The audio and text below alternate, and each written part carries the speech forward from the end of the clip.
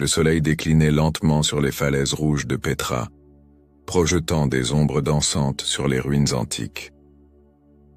Miss Marple, emmitouflée dans un châle de laine, descendit prudemment du car touristique. Ses yeux bleus pétillaient, d'excitation à la vue des trésors archéologiques qui s'offraient à elle. Le groupe de voyageurs était composé d'individus hétéroclites, un couple d'Américains bruyants, un professeur d'archéologie britannique, une artiste française, excentrique, et un homme d'affaires allemand taciturne. Tous semblaient fascinés par la beauté du site, mais Miss Marple, toujours attentive, remarqua des tensions sous-jacentes. Le guide local, un jeune Jordanien nommé Karim, les mena à travers le Siq, ce canyon étroit aux parois vertigineuses. Les murmures du vent résonnaient comme des voix anciennes, conférant une atmosphère mystique à leur progression. En débouchant sur le trésor, l'édifice le plus célèbre de Petra, le groupe s'arrêta, émerveillé. Miss Marple, cependant, observa les réactions de chacun plutôt que le monument lui-même. Elle nota le regard inquiet de l'artiste française et la main tremblante du professeur. Le soir venu, ils s'installèrent dans un campement bédouin aménagé pour les touristes. Autour du feu, les conversations allèrent bon train, mais une tension palpable flottait dans l'air. Miss Marple, tricotant paisiblement, écoutait attentivement. Soudain, un cri perça la nuit. Le groupe se précipita vers la source du bruit et découvrit le corps sans vie de l'homme d'affaires allemand, étendu près de sa tente. Un poignard ancien était planté dans sa poitrine. La panique s'empara des voyageurs.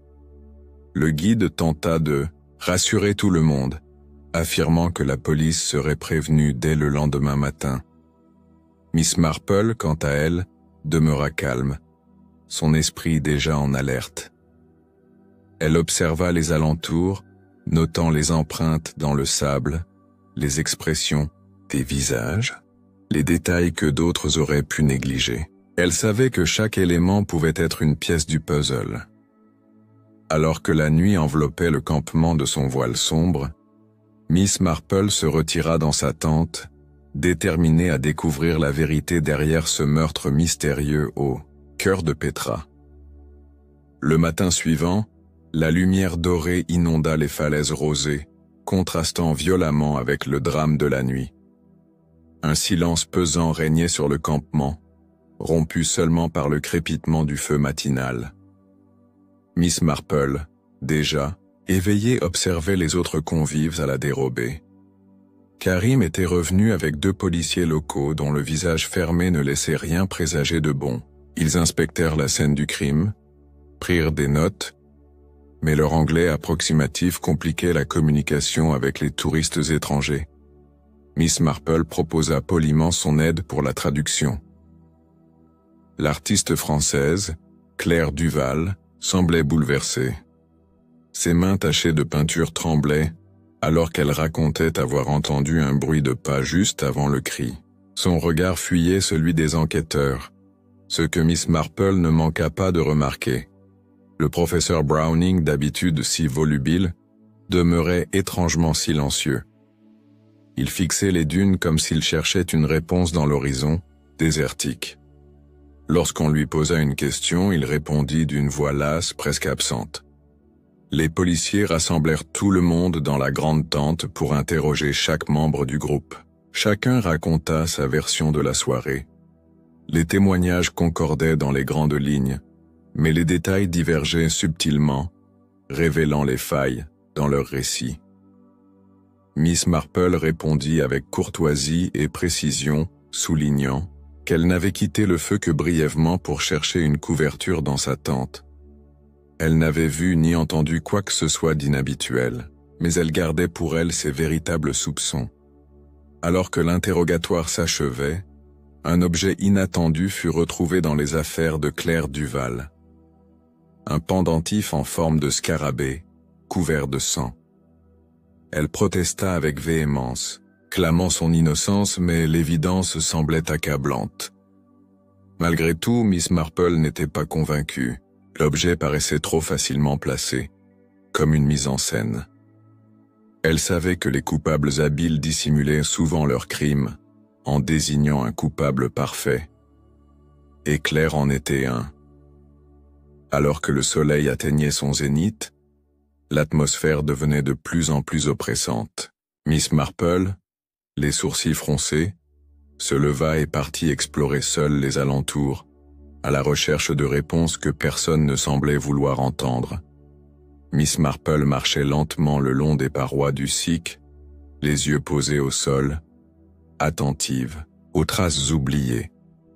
Le vent sifflait entre les pierres anciennes, comme si les voix des Nabatéens murmuraient encore entre les colonnes effondrées. Elle s'arrêta devant une anfractuosité dans la roche, à moitié dissimulée par des buissons, sax. À l'intérieur, elle découvrit des empreintes partiellement effacées et des restes de tabac au sol. Quelqu'un avait manifestement observé le camp depuis cet abri la nuit précédente. De retour au site principal, elle croisa le professeur Browning qui griffonnait nerveusement dans un carnet usé. « L'architecture de Petra est d'une complexité tragique », murmura-t-il. Elle le remercia poliment, tout en notant son agitation croissante. Karim, le guide, était en grande discussion avec les policiers. Miss Marple se rapprocha discrètement. Les mots arabes étaient rapides, mais elle comprit suffisamment pour deviner qu'un des policiers soupçonnait un vol d'antiquités ayant mal tourné.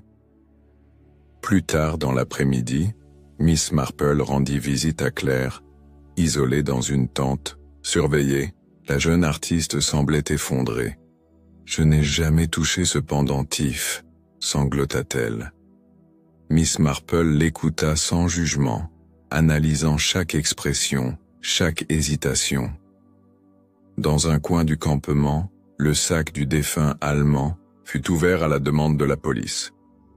À l'intérieur, plusieurs objets en bronze, un carnet codé et une boussole ancienne. Il semblait avoir été plus qu'un simple touriste. Un trafiquant? Un chercheur de trésors? Le soir, autour du feu, les conversations étaient rares. Chacun évitait le regard de l'autre. Miss Marple tricotait calmement, laissant croire qu'elle n'écoutait pas. Mais chaque mot échangé entre le professeur et Karim la faisait lever mentalement une alerte. Soudain, le feu crépita violemment, projetant des ombres dansantes sur les visages figés. Le professeur se leva brusquement et s'éloigna sans un mot. Miss Marple posa ses aiguilles, puis suivit à distance l'ombre qui fuyait dans la nuit. Derrière une paroi rocheuse, elle l'aperçut. Le professeur fouillait nerveusement dans une cavité creusée dans la falaise. Il murmura « Je dois les retrouver avant qu'ils tombent sur… » Il s'interrompit, réalisant qu'il n'était plus seul.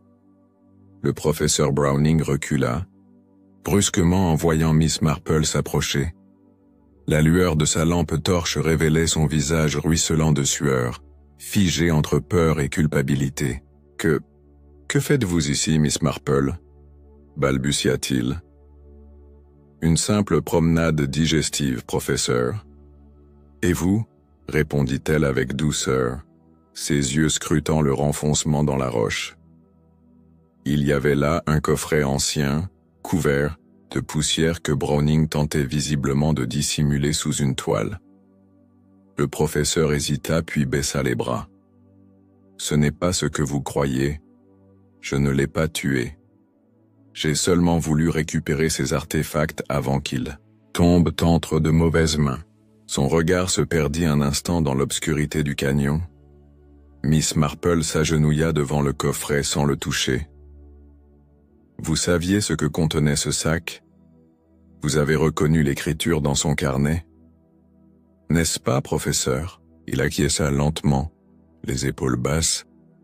Il raconta alors que l'homme d'affaires allemand Klaus Richter n'était pas là par hasard. Tous deux étaient autrefois collègues dans une université allemande. Richter avait été renvoyé pour trafic d'antiquités, mais il n'avait jamais cessé ses activités. Il m'a contacté il y a 2 mois. Il voulait que je l'aide à trouver une chambre funéraire cachée près du trésor. J'ai refusé, mais il m'a menacé de révéler certains secrets de mon passé académique.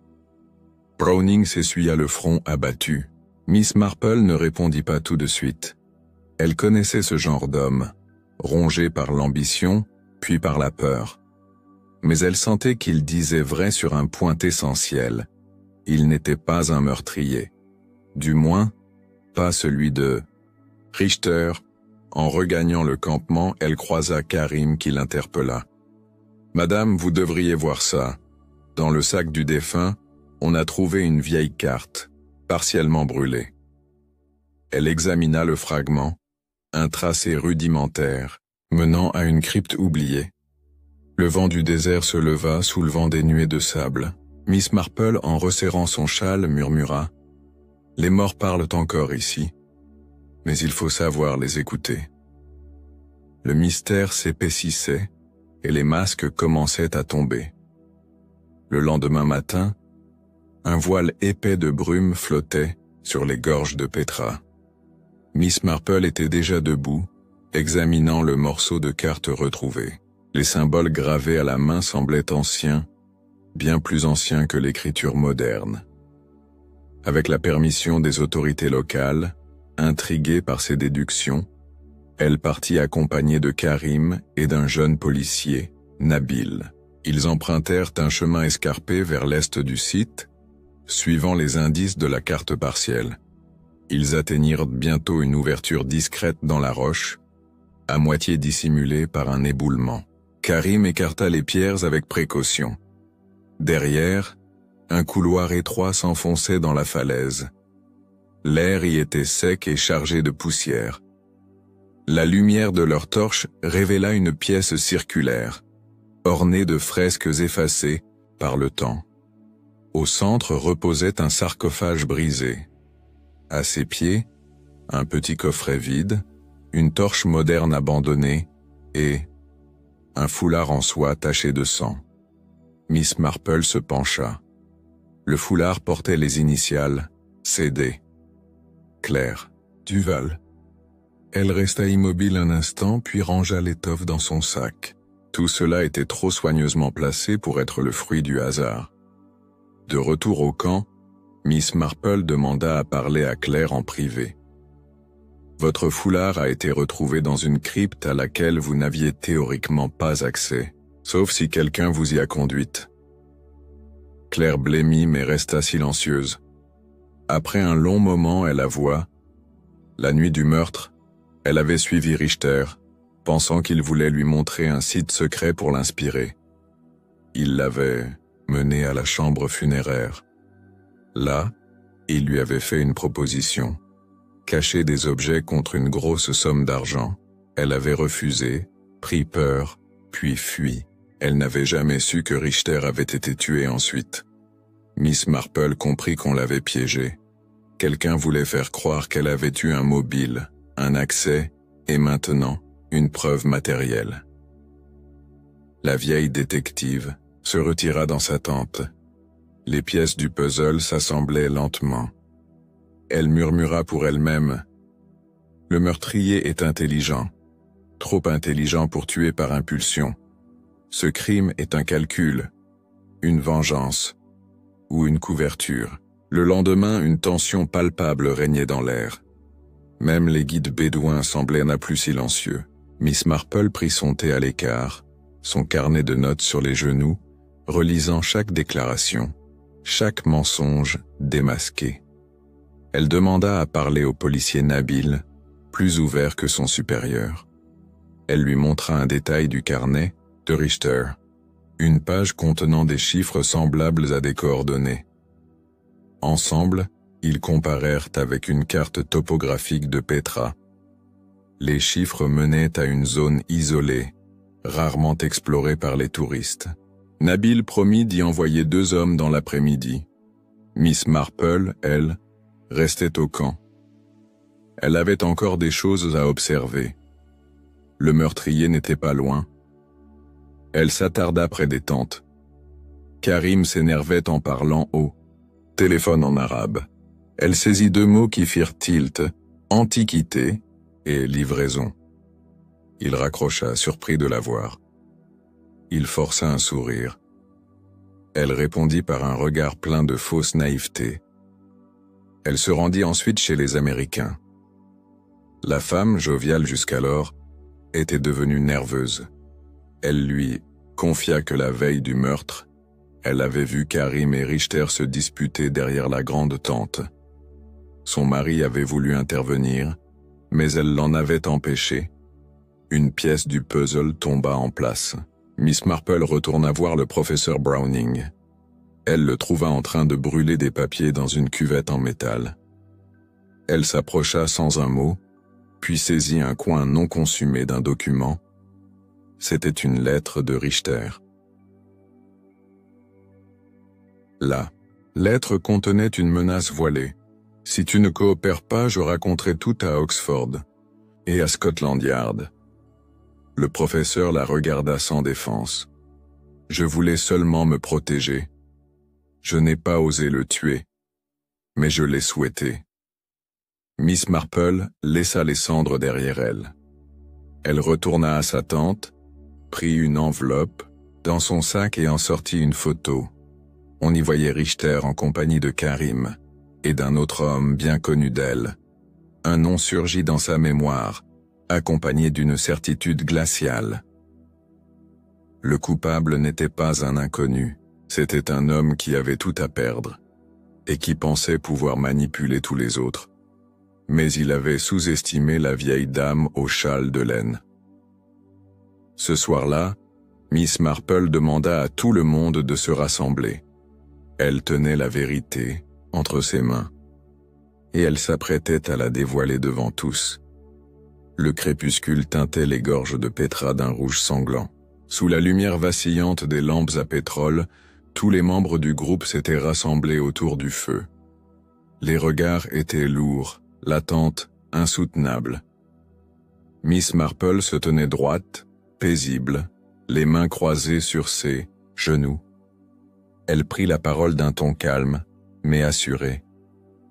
Le meurtre de Klaus Richter n'a pas été commis par hasard. Il a été prémédité, soigneusement mis en scène, et déguisé en règlement de compte entre trafiquants. Mais il s'agissait en réalité d'un acte bien plus personnel. Le silence s'épaissit.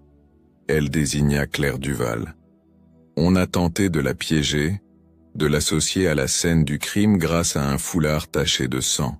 Mais trop d'éléments ne collent pas. Richter n'aurait jamais partagé un secret avec elle. Il la méprisait. Puis elle tourna la tête vers Karim. « Vous étiez lié à Richter depuis des années. Vous lui fournissiez des objets illégaux en provenance de tombes secrètes. Mais ce n'est pas vous qui l'avez tué. Vous vouliez le garder en vie pour le faire chanter à votre tour. » Un murmure parcourut le groupe. Miss Marple sortit alors la photo révélatrice de son sac. Elle la brandit. Voici Richter, avec Karim et le professeur Browning. Mais regardez bien le reflet dans cette vitrine à l'arrière. On y voit un autre visage, celui de John Wallace. L'Américain pâlit brusquement. Sa femme le regarda stupéfaite. Tu m'avais dit que tu n'avais jamais quitté le pays avant ce voyage. Il ouvrit la bouche, puis se tut. Trop tard. Miss Marple continua. Richter avait découvert que Wallace avait utilisé sa société de fouilles archéologiques comme façade pour un trafic d'antiquités. Il comptait le dénoncer aux autorités américaines et lui faire du chantage. Wallace ne pouvait pas se permettre un scandale. Elle s'approcha. Vous l'avez attiré hors du camp sous prétexte d'un échange discret. Vous l'avez poignardé avec un couteau de cuisine que vous avez replacé ensuite dans le lot de vaisselle. Vous avez laissé le foulard de Claire et manipulé le pendentif pour orienter les soupçons. Wallace se leva d'un bond, mais les policiers dégainèrent leurs armes. Nabil s'avança et lui passa les menottes sans dire un mot.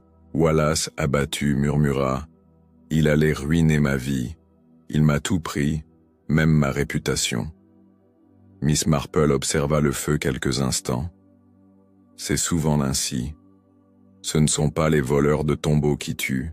Le silence s'installa. La vérité avait parlé. Le matin se leva sur Petra, baignant la ville antique dans une lumière douce et apaisante. Le vent du désert soufflait toujours, mais il semblait moins oppressant maintenant que le secret était, enfin, révélé. Le camp, qui avait été un lieu de suspicion et de tension, semblait avoir retrouvé un semblant de calme. Miss Marple, assise à l'ombre d'une vieille colonne, observait les derniers préparatifs du départ. Les autorités locales avaient pris en charge John Wallace, et l'affaire était pratiquement close. Karim, bien que hors de cause dans le meurtre, restait sous surveillance, tandis que Claire Duval semblait plus sereine, bien que profondément marquée par les événements. Le professeur Browning, quant à lui, avait été libéré de toute implication criminelle. Ses théories académiques étaient ternies, certes, mais il conservait sa réputation professionnelle. Miss Marple se demanda cependant s'il se remettrait jamais de la honte d'avoir été mêlé à une telle affaire. Le groupe se rassemblait lentement pour partir, chacun ruminant à sa manière les événements des derniers jours. L'artiste, Claire, après avoir parlé avec l'inspecteur, prit un dernier regard sur les ruines de la cité. Elle semblait avoir retrouvé une forme de paix intérieure, bien que son visage restât marqué par le poids du mystère. « Vous savez, » dit Claire en s'approchant de Miss Marple, « j'aurais aimé que ce voyage soit différent, mais au moins, je peux dire que je n'étais pas la coupable. » Miss Marple sourit doucement. « Parfois, il est plus facile de voir la vérité chez les autres que chez soi-même. Vous avez eu la chance de fuir avant qu'il ne soit trop tard. » Karim s'arrêta à côté de Miss Marple, ses yeux sombres et fatigués. « Vous aviez raison. Richter n'était pas qu'un simple archéologue. C'était un homme dangereux. » Il marqua une pause puis ajouta « Mais je ne peux m'empêcher de me sentir responsable d'une certaine manière. J'aurais dû le dénoncer plus tôt. » Miss Marple haussait les épaules. « Parfois nous faisons des choix par peur. Il n'est jamais trop tard pour changer de chemin. » L'équipe s'éloigna vers les transports qui les ramèneraient à Amman, et Miss Marple observa la silhouette de John Wallace menotté, emmené dans un fourgon blindé. Il avait cru qu'il pourrait manipuler les autres pour masquer ses propres crimes, mais la vérité, comme toujours, l'avait rattrapé. Le vent souffla un peu plus fort, emportant avec lui les dernières traces de ce qui s'était passé. Petra éternelle semblait toujours observer silencieusement, comme si elle avait elle-même vu et entendu les secrets que les hommes tentèrent de cacher. Miss Marple se leva lentement, son sac à ses côtés, prête à quitter ce lieu chargé d'histoire et de mystère. « Le désert ne ment jamais », murmura-t-elle, son regard se posant une dernière fois sur les ruines. Mais les hommes, ils ont une étrange façon de masquer la vérité. Alors qu'elle s'éloignait, les premiers rayons du soleil filtraient entre les pierres de Petra, et la vieille détective sourit doucement, satisfaite d'avoir résolu un autre mystère. La vérité, après tout, était la plus grande des forces. Le départ de Petra laissait un goût amer dans l'air. Bien que le meurtrier ait été capturé, un sentiment de malaise persistait. Miss Marple se sentait comme une vieille montre, une qui aurait lentement démêlé les rouages d'un grand complot, mais dont les aiguilles refusaient de s'arrêter. Alors qu'ils prenaient la route vers Amman, un sentiment étrange envahissait le groupe. Les éclats de la vérité avaient brisé l'illusion de paix que chacun espérait retrouver. Mais la véritable question était, Wallace n'avait-il pas agi seul? Et si, dans l'ombre, quelqu'un avait tiré les ficelles? Le professeur, Browning, plus nerveux que jamais, s'était rapproché de Miss Marple et ses yeux fuyants ne lui échappaient pas. « Vous pensez qu'il y en a un autre, n'est-ce pas ?» demanda-t-il d'une voix tremblante. Miss Marple le regarda calmement, ses yeux perçants voyant au-delà des apparences. « Le piège que vous avez tous traversé n'était pas aussi simple que vous le croyez. » Elle attendit un moment puis ajouta Wallace a agi sous pression. Mais il y a un commanditaire, un homme qui voulait s'assurer que les artefacts restaient cachés. Un homme qui n'a pas peur de tuer pour garder le secret intact. Browning pâlit encore plus. Vous pensez à Karim? Non, professeur. Karim a ses défauts, mais il n'est pas un tueur. Je parle de quelqu'un d'autre. Elle se tourna alors vers la silhouette de Claire Duval qui était assise silencieusement à l'arrière du véhicule. Un sourire éphémère traversa le visage de Miss Marple. Une fois arrivée à Amman, l'équipe fut escortée vers un hôtel où les autorités de la ville prenaient en charge la suite des investigations. Cependant, Miss Marple restait insatisfaite. Elle se rendit à l'hôtel du groupe avant même que les autres ne s'installent, en quête de réponses supplémentaires. La nuit tombait doucement sur la ville, et elle se rendit à la fenêtre, contemplant les lumières étincelantes du vieux souk. Mais ses pensées étaient ailleurs, traînant dans les ruines antiques de Petra, où des secrets étaient enfouis depuis des siècles. Tout à coup, une porte s'ouvrit derrière elle. C'était Claire, seule, comme si elle l'avait attendue. Le visage de l'artiste semblait marqué mais aussi résolu. « Je savais que vous me chercheriez », dit-elle d'une voix basse presque familière. « Vous avez deviné la vérité, n'est-ce pas ?»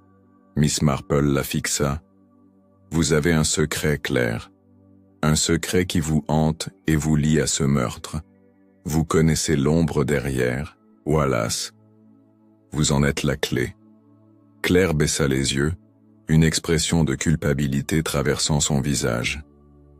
Elle murmura. « Richter m'a trouvé il y a 2 ans. Il m'a dit qu'il savait ce que j'avais fait. Il voulait que je l'aide à cacher des objets précieux.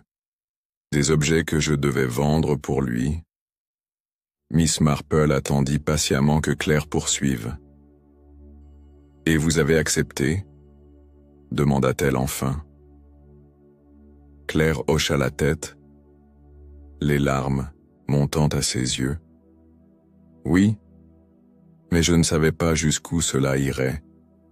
Quand j'ai réalisé qu'il manipulait les choses et que des vies étaient en jeu, j'ai voulu arrêter.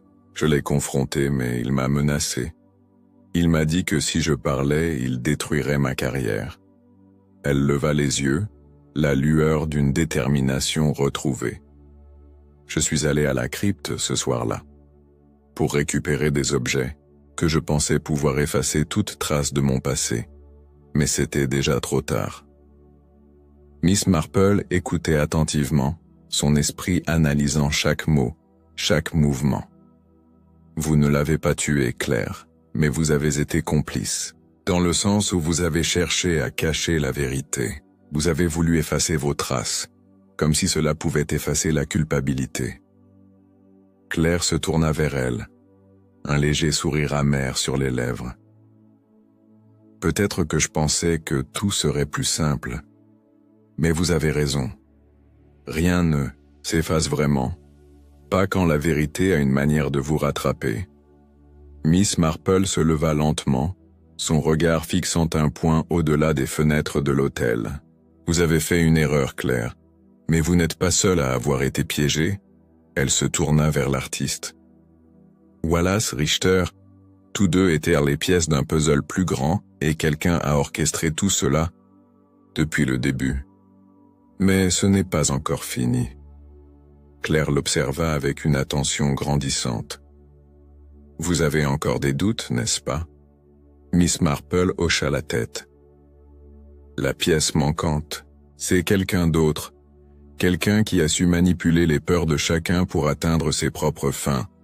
Je n'ai pas encore trouvé cette personne, mais je suis certaine qu'elle est là, dans l'ombre. » Le lendemain, Miss Marple décida de confronter les derniers éléments. Le silence pesait dans l'hôtel d'Amman, mais elle savait que la pièce manquante était plus proche qu'elle ne l'imaginait. Elle fit appel à l'inspecteur Nabil, mais cette fois, elle n'allait pas lui demander de l'aide, elle allait lui poser une question bien plus délicate. Ils se rencontrèrent dans un café discret à l'extérieur de la ville, loin des regards curieux. Miss Marple s'assit calmement, son regard acéré braqué sur le policier. « Vous savez, quelque chose que vous ne m'avez pas dit, Nabil. » L'inspecteur sembla hésiter, mais la pression de la vieille détective l'emporta. Il baissa les yeux avant de prendre une profonde inspiration. « Vous avez raison, il y a quelqu'un dans l'ombre. Un homme que Richter connaissait bien et qui a tout orchestré. » Miss Marple ne dit rien, mais son silence encouragea Nabil à continuer. « C'est mon supérieur, le commissaire Gibril. Il a été impliqué dans des affaires de contrebande d'antiquités depuis des années. Richter menaçait de le dénoncer, mais Gibril ne pouvait pas le laisser faire. » Un silence lourd s'installa. Miss Marple comprit tout à coup la vérité. Le commissaire Gibril avait manipulé Wallace et avait fait de lui le bouc émissaire idéal. C'était lui en réalité qui avait tout orchestré depuis le début, usant de son influence et de ses ressources pour effacer ses traces. Miss Marple retourna à l'hôtel, ses pensées en ébullition. L'heure de la confrontation était arrivée. Le commissaire Gibril se trouvait là, dans la grande salle du hall, en compagnie de ses hommes. Quand il aperçut Miss Marple, il se redressa, un sourire dédaigneux flottant sur ses lèvres.